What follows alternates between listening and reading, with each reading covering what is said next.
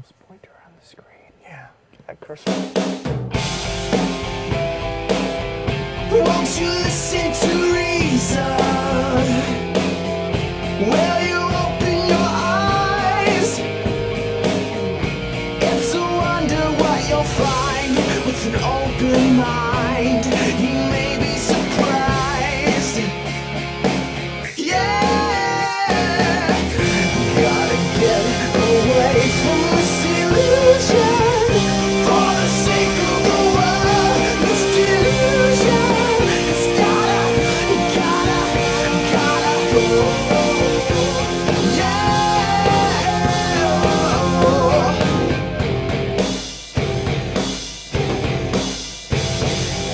Hello everyone, and welcome to another enticing episode of the Atheist Experience. I am your host, Russell Glasser, and with me today is Martin Wagner. How to do? That is the first time I've seen the new intro. Nice one, Because I always listen on podcast. I don't want to see everybody's face, but I can understand. I have to say that looked awesome. So if you're like me, then you should at least check out one show. On See the what we're doing here. blip.tv. Right. Yeah. Today is April. Today is We're getting off to a good start already, aren't we? Today is Sunday, May 2nd. I still have my intro left over from the show I didn't do last month. Let's see. So today is May 2nd, and we are a live call-in public access atheist television show based in Austin, Texas. We take calls from the local Austin area, and thanks to the audience on our live internet stream, we take them from all over the world as well. The Atheist Experience is sponsored by the Atheist Community of Austin, a nonprofit educational organization promoting positive atheism and the separation of church and state. You can find out more by visiting www.atheist-community.org. And when you do, be sure to check out the fact page for answers to frequently asked questions. This show is live every Sunday from 4:30 to 6 p.m. Central Time on Austin Access Channel 16. If you would like to watch us live outside of Austin, simply visit the official Atheist Experience website, www.atheist-experience.com, and click on Live Stream at the top of the page. You can also participate in a chat room during the show. Also at the website, you'll find audio and video from past episodes. If you click on Archive, you will find a list of programs that have already been played. And there's a podcast. You can catch fan-selected clips of the Atheist Experience on YouTube. And you can also see full episodes of the show at blip.tv, as I mentioned.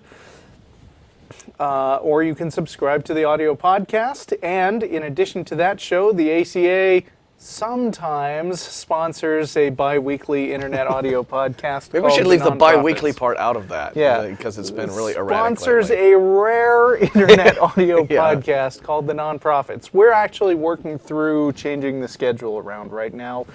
So it's up in the air when the next episode is going to be, but there's going to be one. We haven't all died. Dilanti International Studios has not burned to the ground.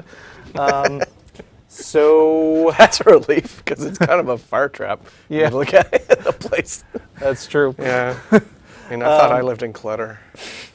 We love Matt. Yes, we do. Anyway, weekly meetings for the Atheist Community of Austin are hosted at Romeo's on Barton Springs Road from 11:30 to 1 every Sunday, except for the first Sunday of the month when we host our lecture series at the Austin History Center, located at the corner of 9th and Guadalupe. There was a lecture scheduled for this morning, but instead of a lecture, we did an election. And it turns out that Matt is still president, having failed to be overthrown in a bloody coup. Wow. The board members are now many of the same people there were before, but they're Jen, and there's David Tyler, Shelley, Keith, Chuck Clark's back on, John Iacoletti, and the two Dons, Baker and Rhodes. So that's your rundown for the election. So you're saying we're stuck in a rut, right? It's a status quo all over again. Yeah, it's never We're gonna just change. we're conservative here. We're just too conservative at Right, the ACA. that's exactly it. Sorry. Yeah. We get letters all the time to the show saying, stop being so conservative. What can you do? We like it that way. Call this the conservative atheist experience. If you can't make it to the morning meetings, you can always join us for the much cooler meeting, which is dinner right after this show. I'll be there. Martin, will, probably be there. There's a pretty good studio audience right now, and the people from the crew, they'll all be there probably. So anyway, if you want to do that, you can come on over to Threadgills at 301 West Riverside Drive, 6:30 p.m., half an hour after the show ends. And come on down and hang out. Finally, the ACA also hosts an Atheist Happy Hour every Thursday beginning at around 7 p.m. at the Dog and Duck Pub located at the corner of 17th and Guadalupe. If you'd like to get in touch with us but don't feel like calling in, then you can always email us, and many, many of you do. Yay. tv@atheist-community.org. We get tons of emails. We don't answer them all, but we really try hard. We do. Be sure to check out the unofficial show blog at atheistexperience.blogspot.com without the hyphen, and the comprehensive counter-apologetics wiki at ironchariots.org. There is one special announcement today, which is that 2 weeks from today, on May 16th, 2010, instead of the normal morning meeting, we're actually going to do a rally because the State Board of Education, you might have heard, are idiots here in Texas, and we're protesting that because we're against idiocy. Yeah. In conjunction, there's Do you have other anything to say? What? No, there's other groups though, right? I mean, it's Yeah. going to be a whole bunch of us. Okay. Yeah, right. I think isn't it into some official capacity? Aren't like some of the CFI folks going to be there and AA people? Don't ask me that question. Well, because but, I've just seen different groups sort of all coming together for all right, this. well, that's cool. Part That of the would be benefit nice. of living at the Capitol, where all the idiocy is housed. But this is about the State Board of Education doing their little right-wing revisionist history in the Texas textbooks. They've been doing it for years and years. We've been involved with it since 2003. There's the Texas Freedom Network that does fantastic work opposing this, but sometimes, maybe that's something of TFN, not it could be Texas Freedom Network, not the CFI. Yeah, but.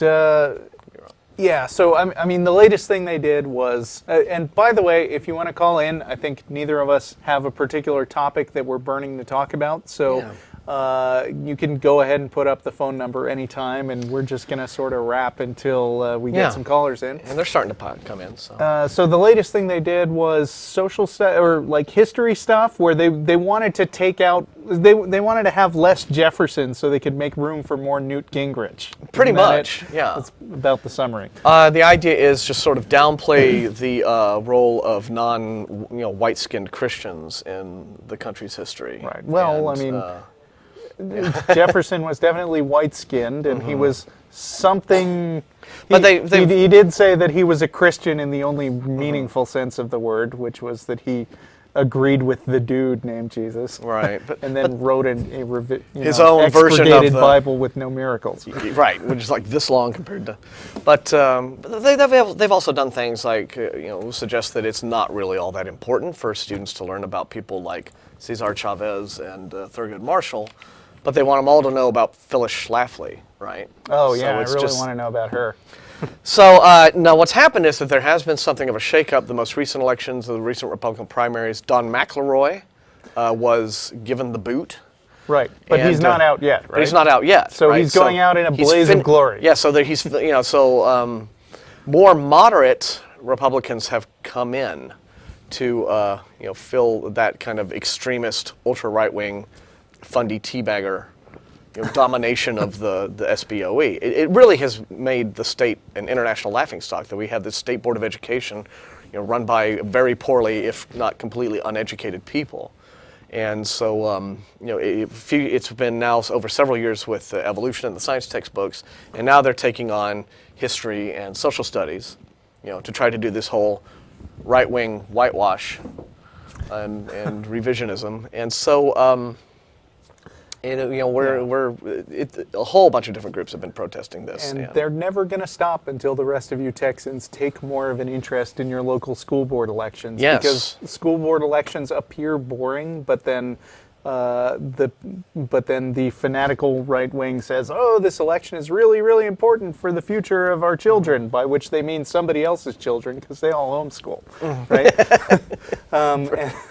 And then they get in like fundy people who then set the agenda for the rest of the country. Well, you get somebody like Cynthia Dunbar on there who has written a book where she says that public education is some evil tool of the state, and it's like, oh yeah, this is somebody. Case in point. Yeah, this is somebody that you want on the State Board of Education shepherding, actual public education in Texas. Somebody who wants to completely demolish it instead of improve it.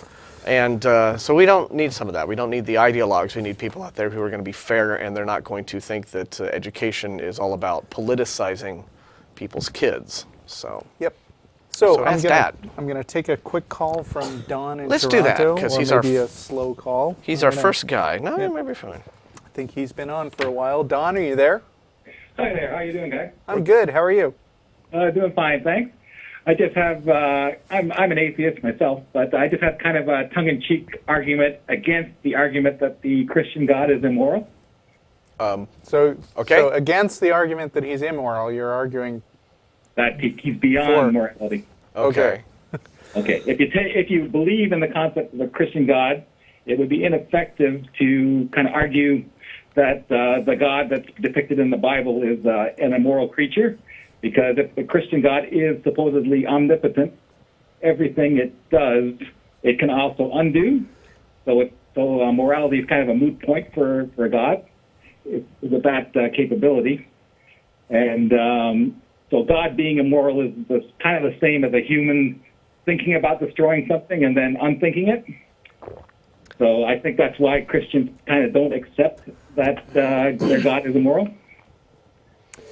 What do you think about that? It's sort of a larger version of President Nixon's, well, if the president does it, it's not illegal. Right? Well, the little problem there is that, of course, if God can undo every single thing he does, then he's not really omnipotent, because that would mean that there wasn't something that he could do that he could not undo. Right? Well, that's why the concept of an omnipotent God is totally absurd. Mm-hmm. Right. But, you said it was tongue-in-cheek. I don't know. I've never actually, though, heard a Christian phrase it in the way that you've done. I think usually what they do is just wave their hands and say, oh, well, God doesn't count because he's beyond all that.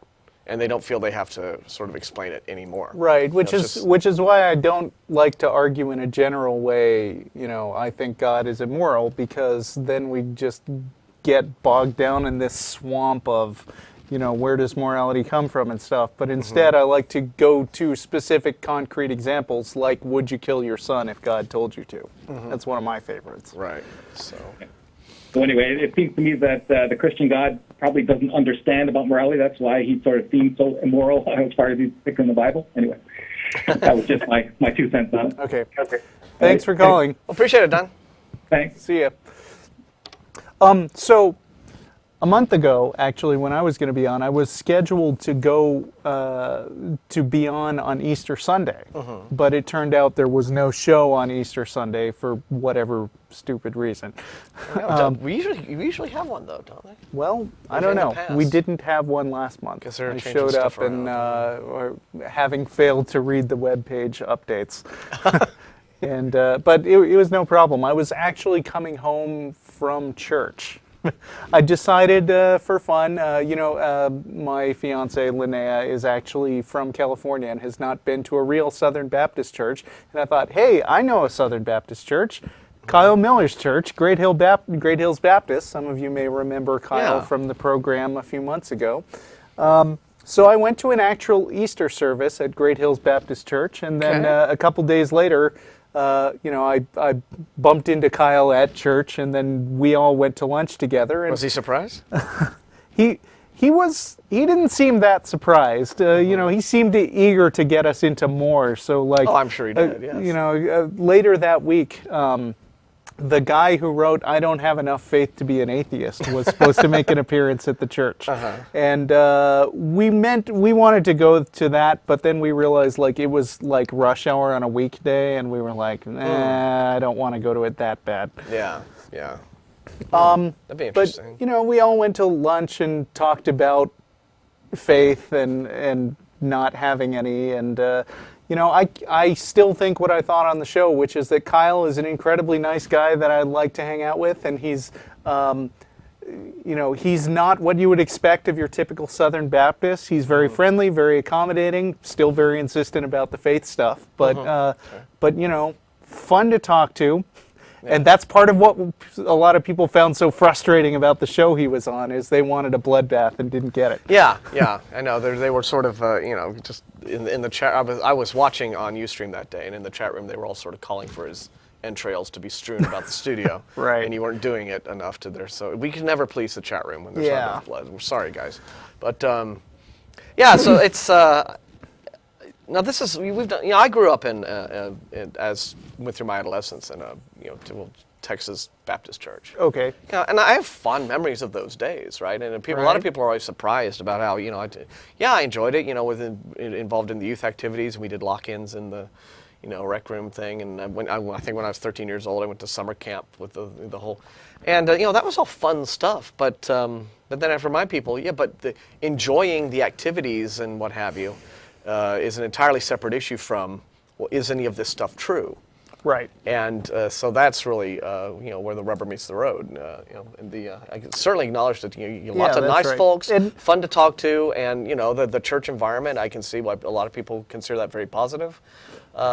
I mean, we did talk about that some at lunch. One of the things that I noticed when I went to his church, first of all, it's Easter Sunday, so that's the day when every Christian comes that hasn't been for the rest of the year. And so the sermon is tailored to make everybody feel really guilty. It'd be like, you don't want to be a part-time Christian. I mean, I'm not naming anyone in particular, but you want to devote your entire life. You shouldn't expect it to be easy. And then there was a particular thing that came up in the sermon, which was something like, you can't expect. I mean, God is under no obligation to fulfill your intellectual curiosity. Which to me, I mean, simply meant stop asking so many questions. Exactly. And just That's believe. exactly what it means. Yeah. Now, Kyle assures me that's not what he meant, and there are all kinds of arguments. Good, solid reasons for believing in God, but I don't feel like we got to any. Well, yeah, right. So, I mean, and they'll tell. It's like, oh, well, that's not really what I meant. See, when he'll when you call him on the things that he says, he'll fall back on that sort of thing, and then you just kind of have to go, well, what did you mean? Right. And, but anyway, and that's where the fun can begin. Yeah. Okay, so let's see. Who's next? Kevin's waiting. Kevin in Orlando, and that's line 2. Kevin. Hello? Hey, Hello. you're on. Hey, how's it going, guys? Great show. I'm an atheist myself, and I have a quick question I wanted to ask you guys. Hello? Can you hear me? Yeah, I'm listening. You're on. You're good. Go on. Go on. Did we lose Kevin? Kevin? Oh, well, that sucks. I think we lost Kevin, but we have his... We know what the question is. Yeah. You called us to ask about this supposed recent... How many does it make this time now? Noah's Ark has now been discovered something like 36 times. I don't know. There was an incident in Turkey where there was an actual. I mean, this was like decades ago, but there was a guy who was an actual deliberate fraud. He got this wood, and then he boiled it or something to make it look old, and then he took it to some organization that looks up. That tries to justify these Christian stories. Sure. And then, even after he said it was a hoax, they didn't say anything. Right. I mean, they wouldn't let scientists examine it. Now, this time around, and of course, it's sources like Fox News and WorldNet Daily are reporting on this. No legitimate news outlet is reporting on this. Right. But apparently, earlier this week, there was yet another discovery of what the discoverers are claiming is Noah's Ark on a mountain in Turkey, and they've supposedly... This is interesting. They've carbon dated it to 4,800 years old. This is the claim. Yeah. So isn't it now they interesting? believe. Yeah. Isn't it interesting? Now suddenly, carbon dating is something that Christians accept, right? I mean, you try to show them fossils, and you try to show them all different sorts of archaeological proof and paleontological evidence for, well, this is how we date dinosaurs, and this is how we date the strata, and they say, oh, well, that's just fake, it didn't work. And then, but, Right, oh no, when it comes and to... then they say, don't you know that carbon dating has been proven to be completely unreliable? Yeah. Why, there was this rock that I dug up 10 minutes like- ago, and it was 70 trillion years old. It's like when you carbon date the the Shroud of Turin to to demonstrate that the cloth doesn't go back much farther than, say, the 13th, 14th century. Then carbon dating is a fraud. But when it comes to but suddenly it's not a fraud now when it's their ark. Yeah. Here's the thing: discoveries like the Shroud of Turin and Noah's Ark are really great ways that you can witness this odd sort of love-hate relationship that fundamentalist Christians have with science, right? I mean, on the one hand, they really disdain science because it's science's job, essentially, to piddle all over their beliefs, right? They have, whatever their religious, teaching tells them about the history of the world and where people came from or this, that, or the other thing. Along comes science with all of its, research and its evidence and everything else. And sticks its little willy right in the middle of it all and spoils the fun. So they really have this disdain for science, but at the same time they recognize, well, in a contemporary, modern, rationalist culture, rationalist society, you kind of have to have some scientific backing because that's how you're legitimate, right? That's, It's a lot like what I was saying when I went to Peoria a few weeks ago and got to lecture and basically do sort of a live version of the Atheist Experience with Matt. One of the things that I brought up in my talk was, they used to think, the Egyptian culture used to think they knew the answer to why the sun moves across the sky. It's because Ra carries it in his barge. And I said, well, I don't want to seem closed-minded here. How many of you guys think that Ra carries the sun around in his barge?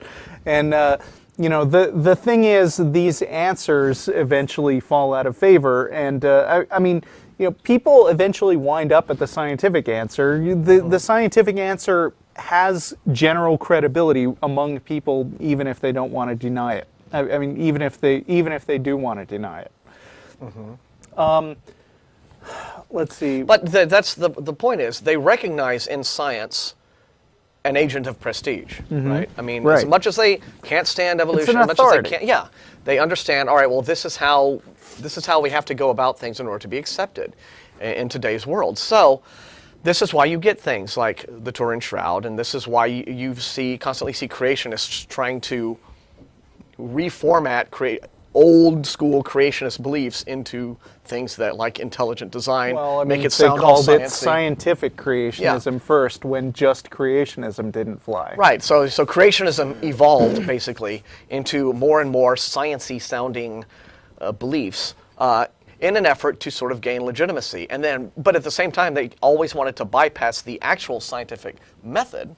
Right. Which is, experimentation, peer review, have it, and just have it legislated directly into the classrooms without having had any of their ID go through the actual process of rigor that you have to go through to say, oh yeah, this really works and there's evidence to back it up. So in this particular story, case in point, Right. there was a group of Christians that held a news conference to announce that they were 99.9% sure that we had found Noah's Ark.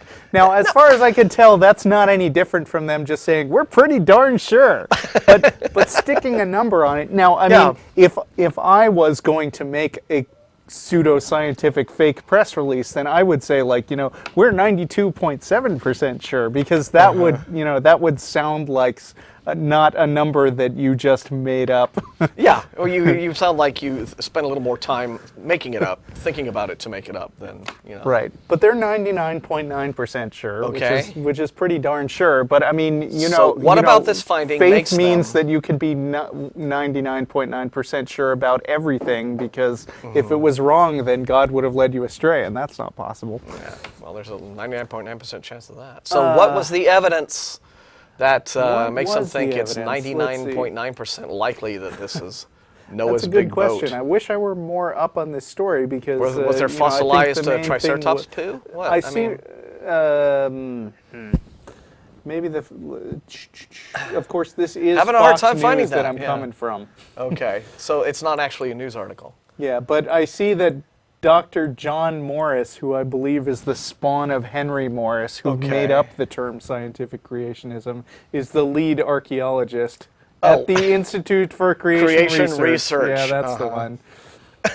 Oh, no, wait. What's he and saying? John Morris says, I'm leaning towards that the Chinese people have been deceived. Oh, so he's Oh, the boy. point one. He's taking the point one side that this might not be the thing. Is that what he's saying? Yeah. You have this okay. actual ICR guy saying that this might not really. Oh, Doctor- there's a schism. There's a rift. Dr. Randall Price, head of the Judaic Studies at Liberty University, which is Jerry Falwell's outfit. Don't you love this? We have fake newspapers, fake websites, fake universities, fake science.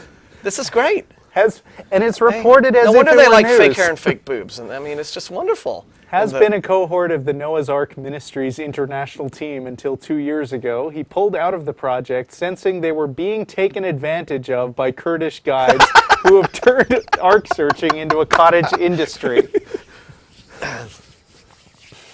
that is just, I mean, they can see them coming from a mile away. Oh So- boy, here comes some more of those white American Christians. Cha-ching, right? Yeah. So Quick, go get the wood bits. So Randall Go get Price, who was in this thing up until 2 years ago, by the way, this is a more recent story than the big press release. This, Oh, okay. I just looked up the last thing I could find. Price said, I think we can't rule out the possibility that this is a hoax because a lot of things, the things that happen in that region of the world, and especially with the Kurdish guides that are involved, are designed to extract money from gullible people. Oh. Folks, religious discoveries in a nutshell. Yeah. Okay. Well, even if let's say, setting aside the whole little problem that all of the creationists who believe in Noah's Ark, that believe that it was actually settled on Mount Ararat in Turkey, haven't really understood their scriptures very well because the scriptures don't actually say that the boat came to rest on Mount Ararat. It says that it came to rest on a mountain in a land called Ararat. Okay. Which is one of those weird semantic things, but at the same time, how would you know it was Noah's Ark? Even if you found a boat. Let's say that you went up a mountain and you found a boat, and maybe it was even a pretty big boat. Well, how would you know it was that boat, right? I mean, would you expect to find registration papers in the glovey or what? Saying it's Noah's? Would you expect to see a plaque? Yeah. Or graffiti, or how would, I mean... I don't know. It's just wonderful, wonderful. Okay, so next we got. Well, see, Right, we so lost that's that what call, we think of but Noah's Ark. we were even able to just go off on that call, even though we lost the call. That was fun. That's what's just one of the wacky things that happens around here. James in Woodbridge, New Jersey. Are you there? Yeah. Hi. You guys there? Yeah, we're here. Yeah, the last comment you guys made, you probably find dung on the Ark. Well, yeah, Fossilized dung. yeah, you'd think, or something, I some sort of suppose. Yeah. traces. Well, anyway, on my Animals. my question, I'm an atheist too, but I haven't gone to church since December because of it was an option whether or not I can go every morning. I have Christian parents, or one Presbyterian and quite liberal at that. And I've been going in the beginning of the year, even though I knew I didn't believe it, because I wanted to do an Eagle project there. How But old now are you? my mom's like, I need to go back. Okay. How old are you? 17. Okay, so you're unfortunately still in that zone where they can tell you what to do, but only for another year, right? Well, Yeah, legally. well, my mom still is that little bit liberal where she'll say, oh, yeah, you can go. These people miss you there. And I'm like, oh, okay. Do they know you're an atheist, or are they trying to get me back there to save you, or do they just think? No, it's okay. a pretty liberal Yeah, okay. Presbyterian. And the way my pastor explained it once was in Deist Matters, where there's this thing in the sky, and it's just there. It's just really not that he controls things or she, whatever. Yeah, didn't we have a thing recently where we talked about, speculated on pastors and people who are actually in the ministry who don't believe really themselves, believe that stuff? And it sounds like you have this waffling minister who just doesn't really have a whole heck Maybe of a lot of conviction. Maybe he's a sympathetic ear. Maybe you Yeah. could just go to church and hang out with him. You might have more luck deconverting Yeah, him. you than could would turn have him into an atheist. because he sounds But, like he's really uninterested. I mean, why does your mother? Why is she so insistent that you go back to church? Well, she's sort of like, well, they miss you there. And Okay. the fact that my sister just got back to church from being away from it, but not for the same reasons as me. Because I've seen what the church, like the ideas of the churches have done to her, and I don't want that same thing, the lack of critical thinking. Like her friend talked her into witches exist or something like that. And it's just so stranger to me. I mean, if you're worried about being corrupted by going back to church, I would say that you're currently at a point where your defenses are up. So, I wouldn't seriously worry about going back and just being persuaded. I mean, I go to church voluntarily. I just said, like last month. It sounds to me like James's worry is not wanting to disappoint or have conflict with his parents. Yeah, about the whole well, thing. And, I don't know. I mean, this is a very common question that we get in emails from people. It's like, how do I deal with my family? And you're in a better position than most of them because Yeah. a lot of them are like, far right wing. My family's really fundamentalist, and they'd throw me out of the house if they knew that I was. Right. So you sound like you're in a little bit better position to just sit down and just, have a conversation with your folks about, what they believe and what you don't believe and why you don't believe it. And it could probably be a very positive, interesting thing. And if your mother is mainly wanting you to still be involved in church activities for the social aspect and not losing your friends, then it could be not so much that she has a problem with you deciding you don't believe, but that she's worried about that you might be isolating yourself socially. Maybe you should get involved in another social group at high school and get her off your case. Yeah, it could be. Or, Well, I mean, like you said, it there doesn't are sound. a The lot of impression I get, interest James, I mean, groups. just listening to you now, is that this is not really. This is just something that's bugging you, but it's not like this crucial conflict in the household, right? Nah, it's Okay. just, I hate making up excuses like, oh, I have my research to do for science research, or I Right. have a paper to do. I have to keep on saying that. Well, all right, you're going to have to keep up making up excuses until one of two things happens, which one is that you give in and go ahead and go to church and fake it, or two is you can say, I'm not going to church and I really don't want to. I can't tell you which way is the right way to go for you, but I mean, it seems like those are the only three options. One, go. Two, be honest. Three, make excuses.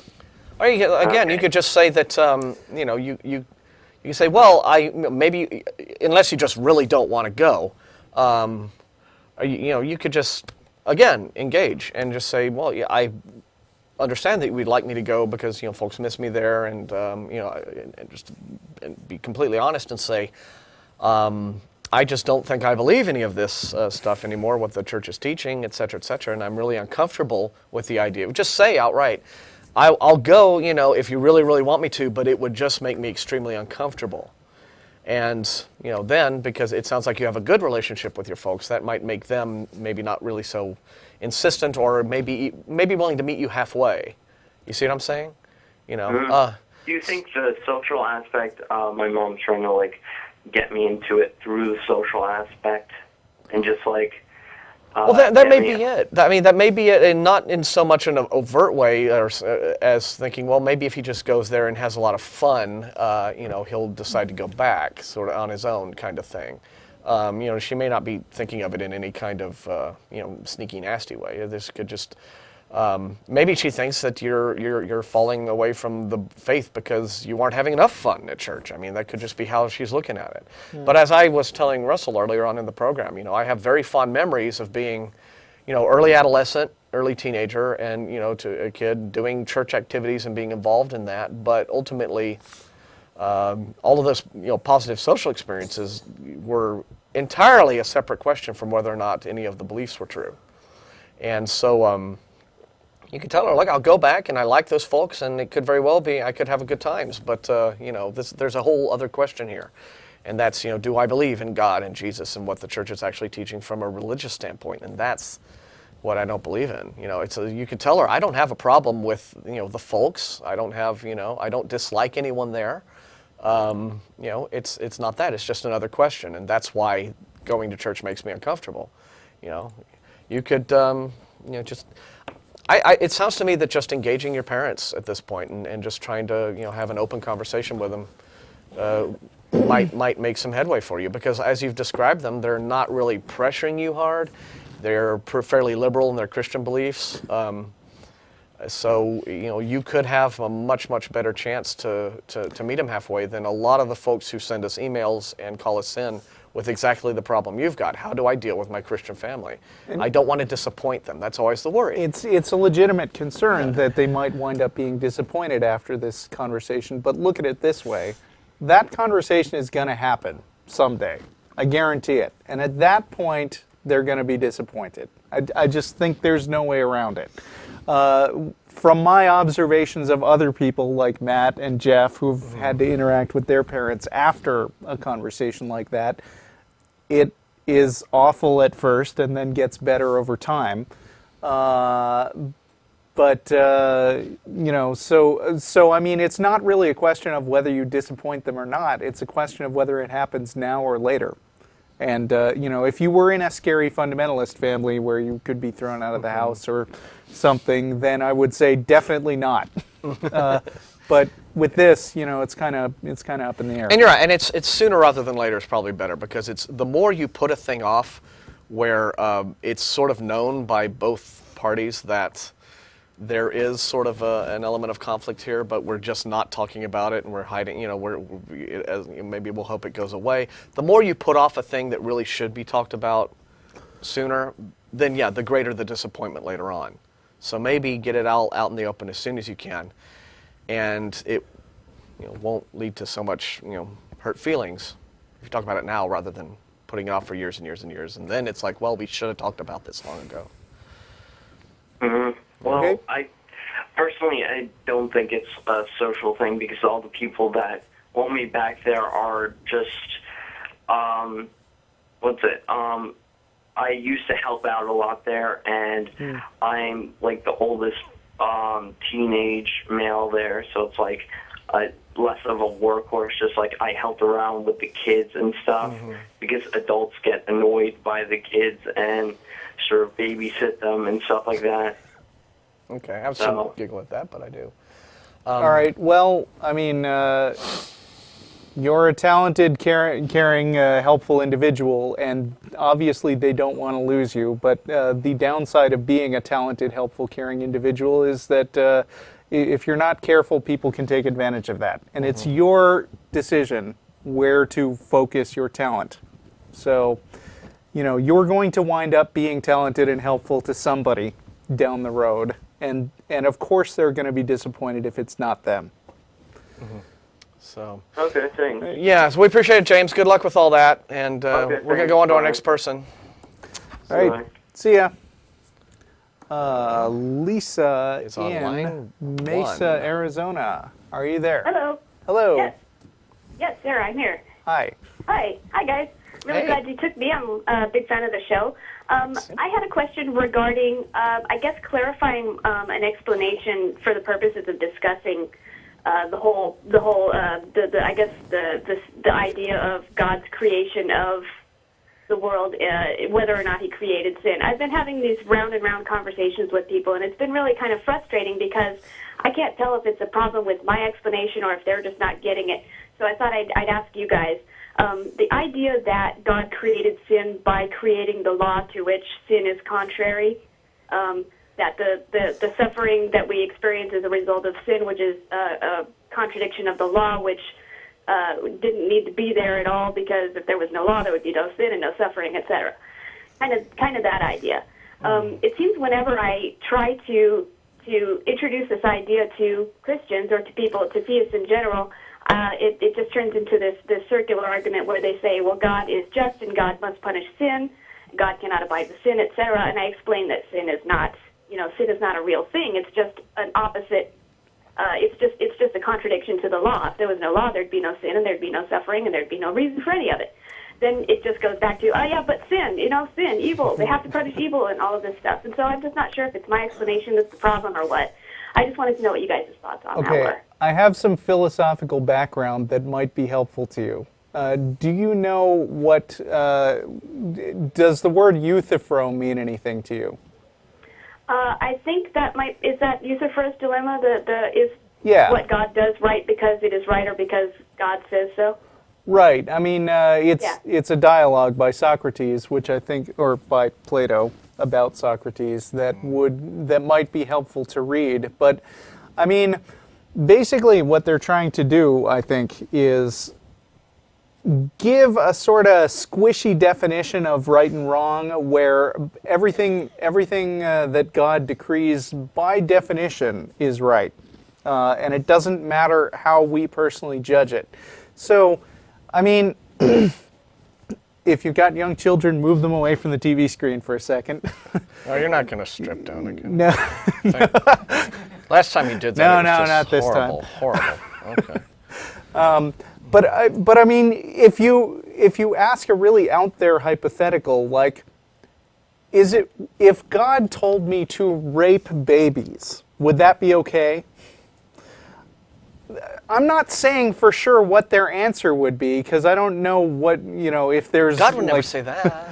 Yeah, I know, that's what a lot of them would say. But I mean, once you get an individual action which is so horrific and repugnant that they're willing to say, no, that's horrible for its own sake, and I don't even want to think about the idea that God would order something like that, they're basically not taking orders from God anymore. They're taking orders from some internal sense of right and wrong, and there are some actions that just in their own right are so bad that they don't accept the idea of God suggesting that. So God's not the standard. Martin, you've been furiously You have a taking... really hard time getting them to admit, to actually give you a solid answer on that. I've tried, and they will always insist, God wouldn't do that, it's a stupid question, it's contrary to God's nature, or whatever. But, of course there are individuals who would say if God tells you to kill your child or whatever, you do it because it's correct. Right, of course, the same people go on to make moral arguments about why God does or doesn't do stuff, which doesn't make sense, because if everything he does is right, then he can do anything, and it doesn't matter. Yeah, sure. But, and I guarantee you that if there was a specific story that was about baby raping in the Old Testament, they would find some... I thought there was. Something about keep the virgins for yourselves or something like that? Well, they weren't babies, but yeah. Could have been, who knows? Yeah. Let's not go there. Well, just to give you an example, there's a conversation I was having on YouTube. My reply to... No, don't have conversations on YouTube. Bad news. I don't even call those conversations. I have to reply sometimes. No, you don't. It's a never-ending whirlpool of... Yeah. Stupid. Yeah, but this happens in real life too. I have discussions with people face to face, and it just goes in circles. Well, yeah, I've been trying to sort of organize my thoughts on this. And, it seems to me that if you want to take the Adam and Eve story seriously, in terms of why in the world is there evil, the question that I would ask is, all right, it seems like if you really look at the story, and if you look about the fall of man in Genesis and all the rest of it, it's hard to escape the conclusion that these were results that God wanted all along, right? Because think of it. Why would God create this earthly paradise of Eden, right? And, do all the little animals, hopping around being happy, and and everyone's in harmony, and it's all beautiful and great. And then deliberately sabotage this earthly paradise by putting something in it, okay? The tree of the knowledge of good and evil, right? This is what it was. Deliberately put something in this garden that Adam and Eve, can sabotage, right? And then intentionally direct Adam and Eve's attention towards this tree by saying, don't eat from this tree. And anyone who has young kids, and I've had Christians tell me that, Adam and Eve were so innocent, they were just like 3-year-old kids. Well, all right then. What do? Any parent would know, Russell, tell a child don't do the thing, and immediately it becomes the most intriguing, attractive, fun thing that they could possibly do, right? I mean, that's kind of the kids' psychology. They have to sort of see what it's all about. So God deliberately sabotages his earthly paradise by introducing this element of... And if you have a 2-year-old, you don't just say, hey, 2-year-old, don't stick your finger in that socket. You get the little child things that you put on the socket. Precisely. Yeah, but God... And then not only does God draw their attention towards the tree, but he allows Satan in the form of the serpent to come in and work his little mojo on Eve, and just... How can any of this have gone on without God either knowing of it, if he's omniscient, and intending it? Because it seems like they must have been created with a nature that compels them to explore, or at least to look at things that they're not supposed to look at. I kind of wonder when I hear about our sinful nature being the cause of sin. How could our sinful nature be the cause of sin? How did we sin if we weren't already sinful? And if we weren't sinful, it's another circular thing. If I were having this conversation, this is the point where I would get kind of impatient and like jump to, why are we having this conversation? I don't think there is any such thing as sin. That doesn't mean I don't think there's such thing as bad things that hurt people, but sin is just defined as stuff that makes God mad. And if you haven't demonstrated to me that there's a God, then then there's no such thing as sin until further clarification. Yeah, I mean, the thing about these kinds of conversations is that they are all just sort of exercises in, Yeah, I mean, the only reason it's all academic. I mean, the only reason the morality topic ever comes up is because Christians will throw out this absurd claim that there's no way to be good unless you believe in their God thing, and that just makes no sense. And it's easier to talk about why that makes no sense than to get caught up in this sort of esoteric philosophical question about why would God do this or that. Because honestly, I don't care why that fictional character would do this or that unless I'm in a literary analysis class. Yeah, it really is just an exercise in hypotheticals when you're kind of just throwing down for the sake of the argument. Let's say all of this is true, but it's so frustrating that they accept this system as being reasonable that you kind of just want to poke holes in it and show them that it's inherently contradictory. And how can they defend this if they don't even understand it? Well, which they clearly don't. If you're gonna let yourself be frustrated by people on the people on YouTube being unreasonable, then you're in for a lot of frustration in your life. I'm afraid it's closer than YouTube. It's right in my family, and I adore it. Okay, one of these, so, right? Well, I end up having these circular conversations a lot with real life people. Yeah, right. Yeah. Well, you can't change their minds, probably, so you can only have those conversations or not have them based on how fun they are for you. Believers have their minds changed all the time, right? I mean, it's tough, though. I mean, it's a lot of hard work. You want to know, the only thing that I could say in response to why they just accept this as reasonable is, the only thing I can really think of is that these are authoritarian belief systems. They define morality in terms of authority, right? Not in terms of, what effects, what consequences do actions actually have on people. Morality is just a list of rules that comes from an authority figure. And so in that kind of context, in general, you're someone who simply accepts things that you're told, because that's the nature of accepting authoritarian rule, in your life. So, so that's going to be a thing that you're going to have to get around. Yeah. So. Yeah, I think it's probably better to go further back and try to attack the foundation rather than argue over the details. Yeah. Just remember, they bear the burden of proof. It's kind of all about framing. Yeah. Anyway, thanks for calling. Yeah, we appreciate it, Lisa. Good luck. Let us know how that goes. Thanks a bunch. I really appreciate it. Sure. See ya. Surely there must be some theist flailing around getting beaten to death in the chat room who can come here and defend himself. And right. So, yes. A few mid-show announcements. I noticed that the phone number to call us hasn't been up for a few minutes. No, there it is. Oh, no, it is. Never mind. Yeah. Okay. It has been on. We could use more callers. We got one right now.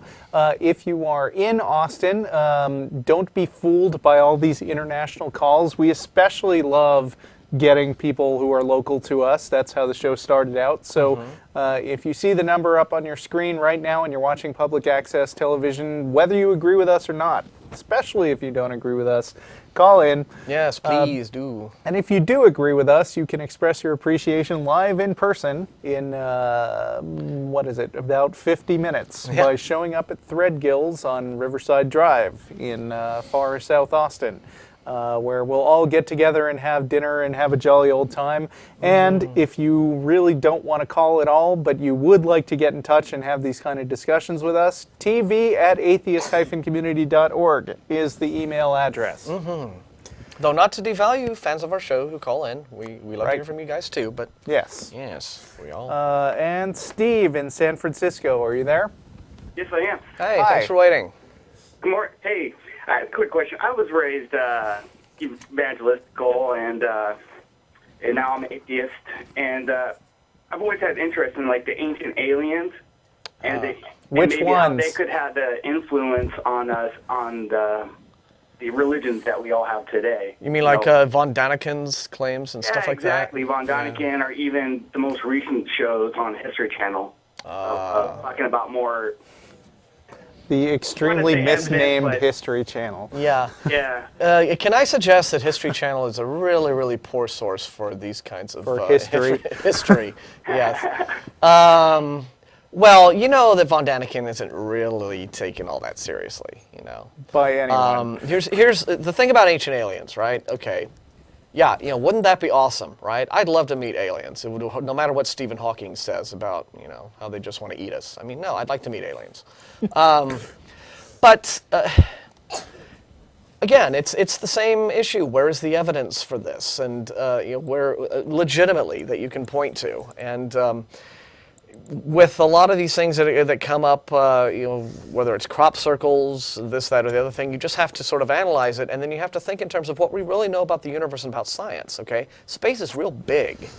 And so the whole idea of aliens coming here, you have to think about a lot of ideas. For example, all right, you cannot, despite what Star Trek says, you know, exceed the speed of light. So you're talking about, at best, you know, you have this spacecraft full of this alien crew, and they're flying at relativistic speeds from wherever the hell they came from. And this basically means that while they're on their little ship piddling towards Earth, because apparently we're so interesting, back home, right, their civilization is ending, right? I mean, everyone they know is dying. The thousands and thousands and thousands of years are passing back home, while you know, for their own time. While they're going around dissecting cows and anally probing farmers. Yeah, and it's just sort of like, is this really worth it, right? So it's just you know, again, you have this alien crew is giving up essentially their entire lives to go on this crazy errand to this little pebble in our solar system, and then they get here, and what do? They make a pattern in a cornfield, and then they go hide.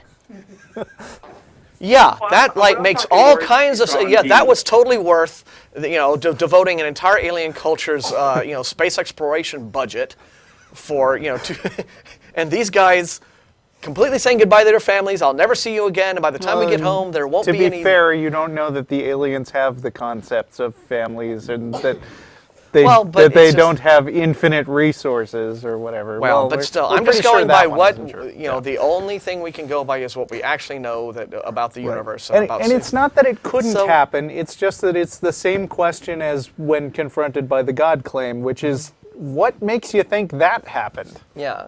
Oh, no, I 100% agree with you. The thing is that of more, you know, if you look at cultures that, you know, at one point all the gods spoke to man, and eventually they kind of just disappeared. Yeah. And, you know... Well, they have to disappear at some point to explain the fact that they're not around messing with virgins now. Yeah. I will say that there have been there's a lot of science fiction that has taken this premise a lot of ways, right? I mean, 2001: A Space Odyssey is essentially what you're talking about, right? Not to mention everything that the Scientology guy, Hubbard. Yeah, Hubbard basically created a religion based on exactly what you're talking about. So the whole, and Scientology was a bet between L. Ron Hubbard and Robert A. Heinlein, two science fiction writers. L. Ron Hubbard bet Robert A. Heinlein that he could start a religion. Right. And so, So this whole idea of ancient aliens affecting the culture and the religions of ancient people is, one of those ideas that's, I think, a testament to human imagination. And it's all about us wanting to sort of find our place in the universe and come up with a way that we can relate to our universe to make it a little bit smaller, a little bit less vast and empty and cold and scary, and have us be a little bit less alone in it. And they're stories, but if you show me a legitimate ancient landing, alien landing pad, give me the archaeological evidence, and until that happens, it's all stories. I got you. Well, thanks a lot, guys. All right. Thanks for calling. Thanks. I was going to say, I was hoping we would get a little more fight out of that, but he's very reasonable. Yeah, well, we have reasonable callers on our show today. Damn. We want unreasonable callers.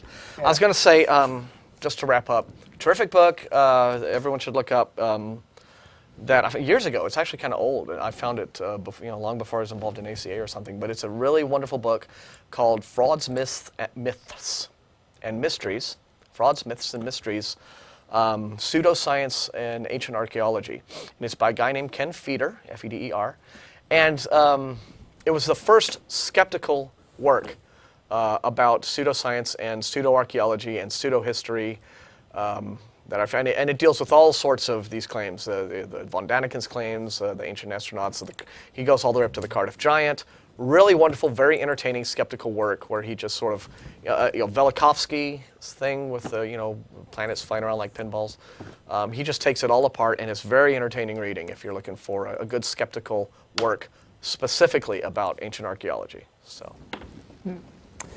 yeah, and so, all right. We have callers on the line, but we with their connectivity. So I could talk more about. Tell us a little bit about trip to Peoria. Do that, yeah, because we've heard some, but I don't remember what Matt has said already. But basically, we did a couple of days there. We each had about a 20-minute talk on the first day where I talked about science and skepticism. So obviously that was where the raw stuff came in, and then Matt talked about basically questions of value and why atheist morality is superior, which I'm not sure is even a claim I'd make, but he made a very good case talking about... It's a secular morality. Yeah, right? secular morality. Okay. You're not... and then on the second day, we just sort of hit a bunch of fun stuff like the Star Trek rule and the, and just not so much like the kind of grand arguments that William Lane Craig or somebody like that would like to make, but the kinds of arguments that that people calling the show actually would be likely to make. Like you better hope you're right. We had bumper sticker apologetics. Basically. Yeah. We had two. Let's see. So on the first day we had a group of I don't know what kind of Christians they were, but they were sitting way in the back. that was the trend, is that the Christians sit way in the back as if they're thinking they will be set upon by the heathens, and or just so they can get up and leave with minimal disturbance if they decide that they don't want to sit through this evil heathen rally. And the first evening, Matt went through his whole talk on secular morality, and their first question was, well, how can you be good without God? And Matt just sort of, practically face-palmed right there. Yeah. So we went through that a bit. The second day, it looks like we're getting callers again. But, anyway, the second day, there were some Catholic philosophy undergrads, it seemed like, in the back. Okay. So we got some interesting stuff going on there, including like a discussion that that was basically, don't you think? I mean, of the secular worldview and the worldview that says that you're going to go to heaven and be happy with God forever, which of them is more beautiful? And Matt and I have completely different instincts on this, because the way that I went right away was, I don't think your, I don't think your stuff. I mean, you've got a hell and ridiculous arbitrary rules and stuff. I don't think that's beautiful at all. Well, you have a God who, turns people into pillars of salt. Right, and right. He's a real mean bastard, right? I mean, he's just, if you read all of his just murderous exploits in the whole Old Testament, I mean, it just looks like those were nightmarish times Yeah, to and live beauty through. is completely subjective anyway, so, that's kind of a gimme question, because they hope that you'll, that if they frame it the right way, then you'll say, oh, well, actually, your way is more beautiful, but I'd rather live with my barren worldview. And I didn't go that way. And then Matt's instinct was to jump in and say, I don't care if it's beautiful or not, is it true? Which, pretty much covers all the angles of that question. Sure, yeah. And then we had like a 30-minute discussion with them afterwards. There were 3 of them. And Right. so good times. So yeah, so it turned out to be worth Good it times. in that Fun regard. stuff. Yeah. Everybody who showed up, there were like 40 or 50 people each day. Good, Everybody good. seemed to have a lot of fun. Yeah. And then we had a magician the next day that we attended, and he had like 300 people. So we were like, we're popular too. Well, but you were maybe a little more scary. I mean, Yeah. And, Okay. but we've been getting some more of this. So this has been picking up a little bit lately. These requests for public appearances. It's and true, Stuff like there that. are So a that's lot. been really nice. And to have that. I want to say, Matt's not the only one who can talk. I would do it again. And Matt is doing all kinds of stuff, and I'm sure he's doing it again a lot. Yeah, definitely. So, Andrew, I think is next. Andrew in Sheffield, UK. And I know that I pronounce everything in the UK wrong. So, Hi guys. How are you? You pronounced that okay. Okay. Really, it's a call from. I phoned a few weeks ago and talked to Don and Jeff, but I was pretty late on the show and only managed to talk to them kind of after the show had finished. And it was basically about Islam and the kind of rise in Islam kind of in this country and probably in America as well. Maybe I'm not too sure what the situation's like over there. I wouldn't say. The question is, as Islam is pretty much a fundamentalist religion, and in the UK we don't have a fundamentalist Christianity to the same extent that you seem to do over there. It's really just to get some advice from you guys onto how I could best deal with that kind of, shall we say, religious argument when I'm debating as an atheist. Oh, you actually get chances to talk to fundamentalist Muslims a lot. Huh? From my point of view, and you still have even a head, Muslims are pretty fundamentalist, and so yeah, I mean, I work in education, so I come across quite a few members of staff who are actually, quite devout Muslims, really. See, it sounds to me like a different situation there than here, because here, I mean, I think most Muslims in the United States find themselves having to stay pretty low key. Because Well, it's less than 1% of the population here. Yeah, it's a very small percent of the population, and in general, it seems like the Muslims I come into. I mean, first of all, we hardly get anyone ever calling the show as a Muslim, and I don't know. Maybe I'm wrong because I've talked to some fairly extreme Muslim creationist types who present the same type of arguments as the fundamentalist Christian types. And I will tell you that I would probably suggest, you're encountering Muslim fundamentalists because they're the ones who are out there, they're wanting to talk, right? Yeah. I think probably realistically. I may have been a little bit wrong in kind of labeling them all together as all fundamentalists. Obviously, that includes quite a range. I mean, the ones that I talk to do accept evolution, and really they are on the way to, shall we say, secularism to a certain extent, but not to the same level that your kind of indigenous Christian population in this country is, which is, as you probably know, Christianity in this country is because there isn't this separation of church and state.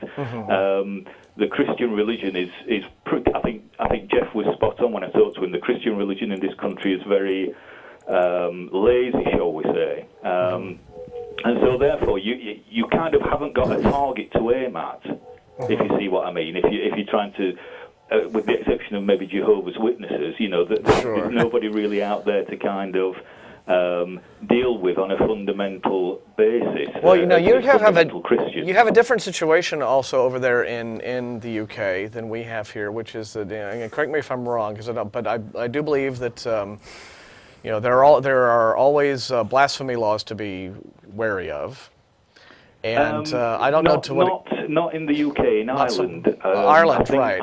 I'm pretty certain in thinking that has just been overturned, or it hasn't gone through, or something. Oh, well, that's good news. What we have in this country is we have again. You may have it in America. I'm not too sure, but we have something called hate speech. However, it's not clearly defined, and simply somebody being very, very, very, very aggressive in a shall we say an anti-religious way. Dare I mention Matt? Might be a good example over here. Could be in a little bit of trouble if he were to do a similar program over here. I don't know how long that program would last, or even if it would be allowed. Right. And it's really quite serious in that respect in this country at the moment. But at the same time, I think that there has been this sort of pushback from, say, the skeptical, secular, people who are activists in skepticism and unbelief. Because we recently had the situation with Simon Singh. I don't want to kind of say that it's all going one way. Right, but you have the situation with, like, Simon Singh recently was sued by a group of homeopaths. He suffered a libel suit, and which the homeopaths actually won simply because Simon Singh said this homeopathy doesn't work. Right? I mean, it's bogus, and there's studies showing it. And the homeopaths and so the whole thing you have to understand about pseudoscience, religion, what have you, is it's all about we don't have the facts on our side, so the way to deal with opposition is to simply shut it down. And there are laws over there that in the UK that I do think sort of make it easy for that kind of shutting down of dissent of certain beliefs easier. And what recently happened was that the suit against Simon Singh, he finally got that was thrown out or overturned or reversed or what have you. And and that was a really terrific victory over there and so now there's a big push in the UK for libel reform. I think the problem with that is that it should have been a lot clearer than what it actually was, and it took an immense amount of money and of different lawyers all working behind the scenes or whatever to try and get that through in what was really or shouldn't have been a very complicated case. And I think that's the huge problem, that in this country there seems to be a lot of spin put on everything, whether it's religious or political or spin regarding law or whatever. And in America, from watching your program and many other programs, you seem to say it like it is a whole lot more than we do over here. Yeah, that's kind of the trade-off. Credit to you, actually. It's kind of the trade-off is that it's kind of a breeding ground for BS. I mean, it's there's this enormous emphasis on freedom of speech and freedom to say any nonsense that you want, which I love. I think it's great. But that actually makes it easier for a million different splinter religions to form and all be at odds with each other. And you could say that's actually a good thing because they all keep each other in check. And what we have here in the States, we have hate crimes legislation. But we don't have hate speech legislation because that runs up against our First Amendment. But what you hear every time, hate speech legislation, every time it is brought, up to, before, whenever anything like that is attempted to get through here, the groups always going up against it are going to be the Christian fundamentalists, the right-wing conservative politicians, because they will equate the hate speech with hate crimes. They'll say, oh, well, they wanted to, well, it's a precious part of our beliefs that homosexuality is a sin. And so if this law comes through, then you're going to censor us from the pulpit. It's like, well, no. You can continue to be raving, idiotic homophobes from the pulpit, right? You just can't engage in hate crimes, right? You can't incite people to go out and beat up the gays, right? That's a different thing. Right. So it's the actions that are different from speech. And what you seem to be saying is that there's that distinction isn't so clear cut. And it's important to me that these... It boils down to if somebody feels, or if a large enough group of people feel that they have been offended in some way, it gets back to this point of being offended, and they kick up quite a bit of a fuss, then usually the law comes down on their side. Okay, well, it sounds like what... seems to be the way that it's worrying. gone over here over the past few years. Well, then I think that UK atheists and skeptics need to play that game then. If it's working for them, it should work for you. Okay, I see where you're going with this. You know, you should say, we are offended at these intrusions of religious indoctrination into the educational system. We are offended by, the way in which... we are not allowed to speak our minds, and that we have to be confronted with this threat of, they're blowing up the subways. Good Lord, where will it end? Right? Go ahead and play that. As long as you're very careful in what you say, and as long as you, like if I'm debating with I've got a colleague who I work very close with, who's a Muslim, and I can have virtually any debate with him that I want. But I always make sure it's done in the context of, I'm talking about religion generally, because basically they all say pretty much similar things. And I always emphasize that it's not just Islam, it's Christianity, it's Judaism, etc. And it seems to be pretty fine with that. And so, you can actually have a debate, but you have to be very, very careful, and obviously you can't come out and kind of insult or call somebody an idiot or whatever. So as long as you keep to the point, then it's pretty much okay. And that's a perfectly legitimate way to have a conversation, but the problem I see with it is that it precludes the sort of conversations that we like to have on the show, which is, okay, let's start by you telling me what you believe and why you believe it. I don't think you can necessarily, I don't think it's an easy task to argue with religion as a giant block of stuff that all religious people believe, because there isn't any particular thing.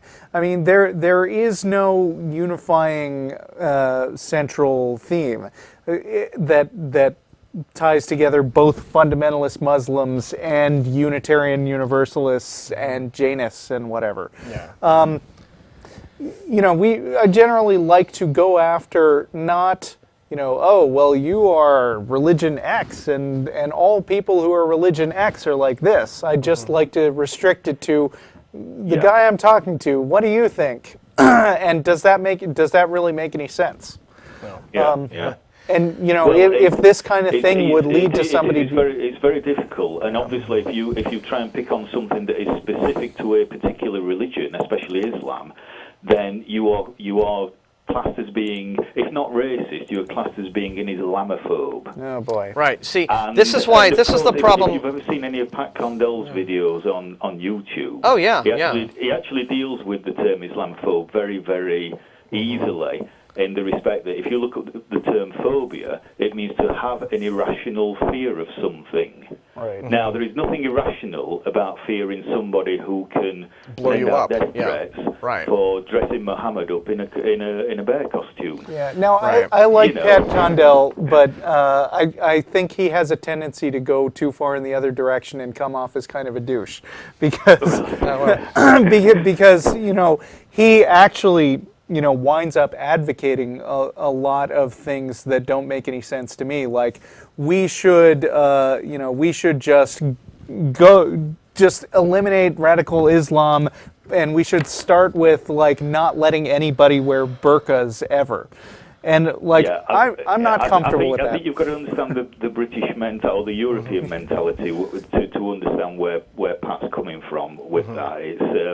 It's quite often when Muslim women, you get a strong impression that when Muslim women are or anybody really is wearing any kind of religious clothing, that it's worn with a certain kind of intent. Okay. And it's worn with an intent to separate them from the rest of society. Right, but I mean, I don't even care about that. I mean, you know, I care about people being free to do what they want. I mean, my point of view is you're free to wear your silly little headgear, and I'm free to call it ridiculous to your face. Yeah, yeah, exactly. And you don't have that. And the problem that the problem I have with what you're talking about when it comes to you just have to watch what you say.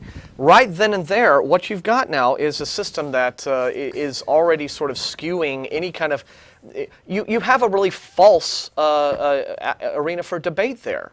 Because you really cannot. Once you say you're free to debate. And this is why I would say, you know. I don't think you can tell when you're talking. No, okay. It's. I was just going to say, not to cut you off, but you know, it is already skewing the arena of debate in favor of the believers and of the theists, because it is already giving them sort of a leg up by saying, all right, well, I'll be happy to debate with you, but you just can't say anything to offend me. Well, right then, I don't think you can have an honest debate, and that's not really the sort of thing I'm interested in. And I think that is kind of a thing that you sort of need to change. Yeah. It's like we are free to offend each other. Nobody has the right to go through life expecting never to be offended by everything, or anything at all. 100%. And so that I think is a basic thing that has to change. All I would say, guys, is just hang on to that First Amendment, because it is so absolutely vital. Mm-hmm. It really is. All right. Well, we wish you luck with all of it, Andrew. And it's great talking to you. I like the show, and I'll keep watching, and I'll send you a few emails, etc. Okay. Thanks, right, Andrew. Thanks. Oh, I'm feeling so patriotic right now. I just want to wrap myself up in a flag, which of course would be desecrating it, but that's still. True, no. But he has a good point. What I was going to say earlier, that there are a lot of rank and file Muslims who aren't out there, waving the sword for Allah. We had when I was a little boy, we lived in Dubai. Which back then was not what it is today. Sort of the Disneyland business of the Middle East. mecca. Right. Yeah, they're just skyscrapers. We're lucky. They've got the indoor ski resort now, right? Oh yeah, that's awesome. I want to go there. It's berserk. And I also want them to go bankrupt and so that all that stuff's cheap and you can have like an 8,000 square foot villa. Yeah, sure, right. No, but we had our houseboy, right, and we would find him like during Ramadan. Okay, like sneaking food out of the fridge, right, at night, middle of the night. So it's just, there's regular folks, right, who just don't really. They kind of like, well, I have to live with this, but sort of. So in terms of like all Muslims being these fundamentalist Islamists, well, that's not really the case. But again, what you have are the worst noisemakers.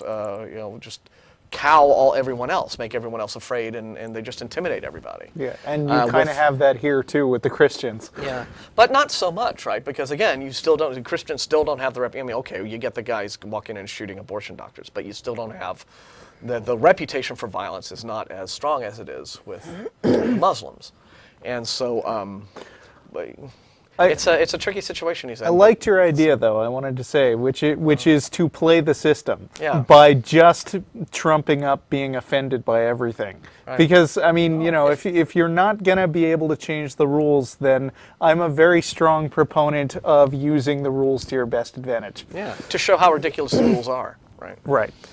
So. Okay. All right. Control room. You say that Steve is still online too, and we he need hasn't to update been for a while. We need to update our phone list, guys. But we do have James in San Diego. Hello.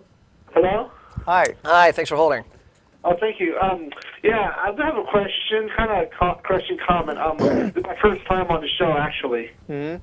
So, what I'm wondering is, what do you guys think of the whole megachurch thing? Because I know it's been around maybe 30 years in the USA. And especially out here in California, you have a lot of the Calvary chapels. I don't know, are you guys familiar with California too much? The religious spectrum out here? Oh, we have plenty of megachurches here. In fact, that's what my fiance and I went to last month. I suspect that we have probably even more of them down here in old Tejas, which is South Central, BFE Jesus land, right? So. What about Osteen? Because everybody, they don't really like him in California too much. I know he was just out here, Joel Osteen, Lakewood Church, in Houston. Mm-hmm. Yeah. But I bet you guys do this. They have a high turnover rate at that church. Those mega churches, especially Joel Osteen, they'll only stay there for 1 to 3 years and then they'll leave. Mm-hmm. Okay. Yeah. Well, You know, there are fundamentalists, right? They are? No. I was going to say fundamentalists hate guys like Joel Osteen and Rick Warren, and so because what they've done is they have commoditized. Or commodified. Yeah, they're essentially being really honest about doing what all the other churches really are doing and hoping you don't notice, which is it's a big business, right? It's about the money. Right, just bring them in and cycle that cash through, and we have hundreds of millions of dollars coming through, and that we don't have to pay taxes on, and that totally rocks, and we love it, and they are able to get these people through, because and there is a high turnover among the attendees, because what they're getting is these are people who want to have sort of like a church home and that kind of feeling of community, but you know, they're not really like hardcore Jesus thumping, you know, wild asses in terms of, you know, being super fundies. I've read almost all three of his books, because I consider myself to be right now not even agnostic. I'm a free thinker, non-religious, but I went through the whole book thing. I read his books, and he sounds, if you ever listen to Osteen, he sounds like a robot. He sounds like a very repetitious. He says the same thing over and over and over. Well, what he is he's doing motivational speaking. Okay, he's essentially preaching led to motivational speaking, right? And then now they've brought it back into a church format. So he, as a preacher, he is doing it as a motivational speaker, and that's how he's able to get a larger percentage, a much huger, 35,000 people in a megachurch as opposed to his little, regular little churches, simply because he makes it all generic.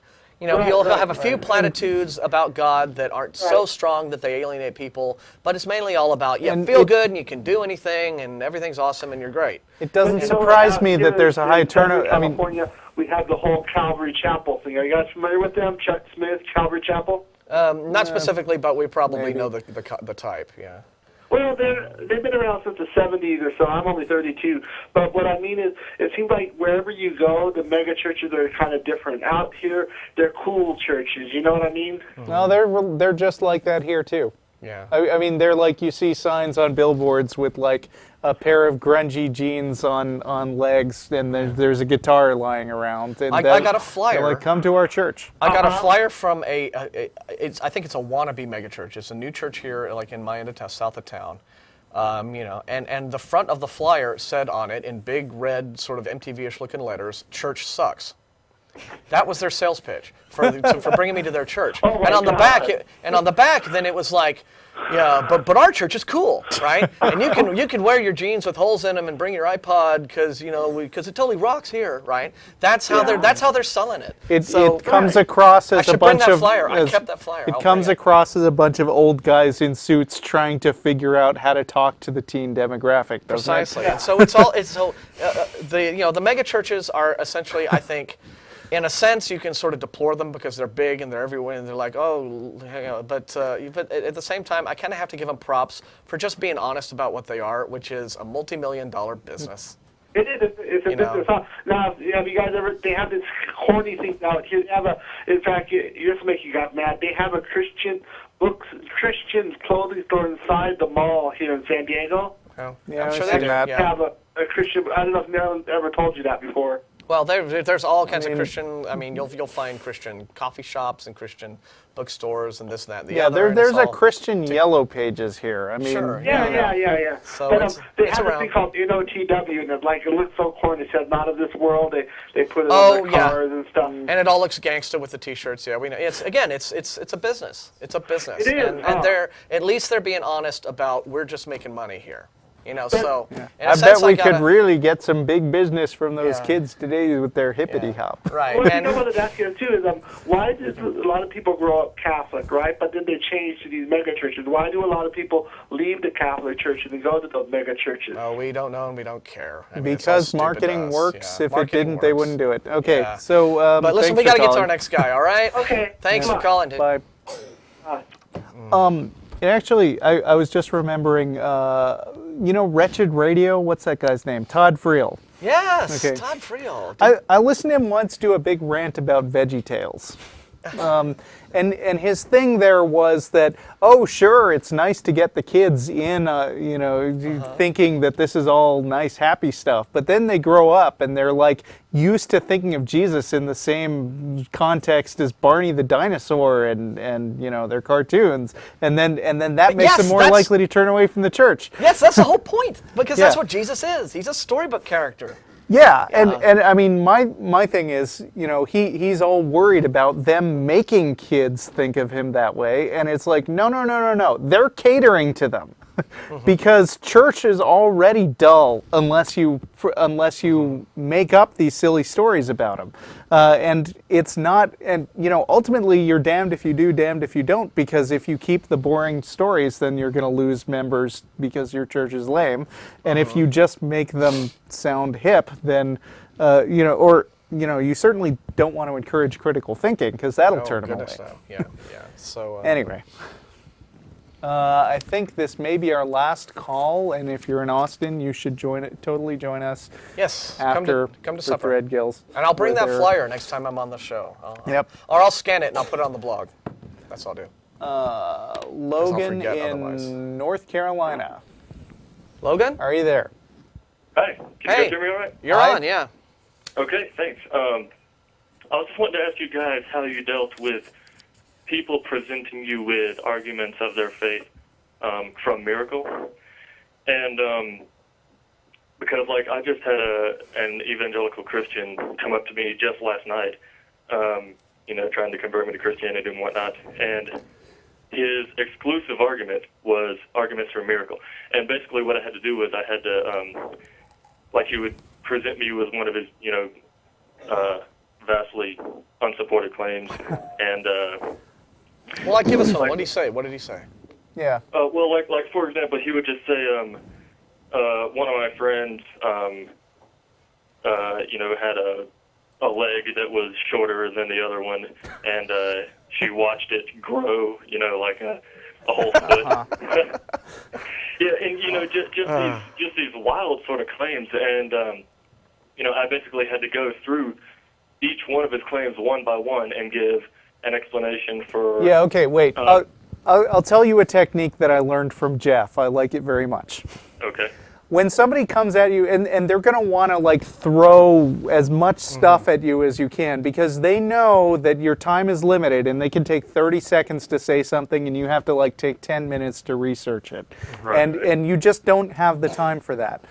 When you get somebody doing that, the first thing you need to say is, okay, hit me with your single very best miracle. Okay? What is the one thing that is the most convincing? Then you deal with that one, and then they try to change the subject, and you say, hang on. If your best miracle wasn't good enough, then why are you trying to bring up a different one? Yeah. You got to keep it focused, is what I'm saying. You brought your A game, it failed, your B game is not going to work, Yeah. But it's, you're dealing with an irrational thinker there, right? I mean, you're dealing with someone who has just convinced himself, that these unusual, miraculous events occur. He knows that, he knows that he can't prove them. He must know that he can't prove these things happen to you. I mean, how does he say, it all comes down to, just tell him, okay, you're making extraordinary claims. They require extraordinary evidence. How do I know that any of these things you're telling me actually happened? He may bring up prayer as a thing. It's like, oh, well, somebody prayed that their mother would be cured from cancer, and then their mother was cured from cancer. And you're like, okay, well, what about all the other people who have cancer, and they get prayed for, and then they don't get cured from their cancer? Well, so does God mean that he just decided to like this one cancer victim on this particular day and not the millions of others? Miracles are just very selective things that, as Russell said, they'll just hit you with so many of them that you can't possibly refute them all. We're running out of time, so I'm going to have to let you go. But I mean, the one thing that I want to leave this on is that you shouldn't let anybody change the subject without strongly making a note of it. I mean, even if it's just to say, I acknowledge that you're changing the subject. Can we agree that that one wasn't good enough? Yeah. Okay. Thanks for watching. See you at Threadgills. TV at atheist-community.org is the address if you didn't get it on today. Thanks for a great show. Could have used some more contradictory callers, but still, always fun to be on with you, Martin. Yeah, See you later. likewise, Russell. Definitely.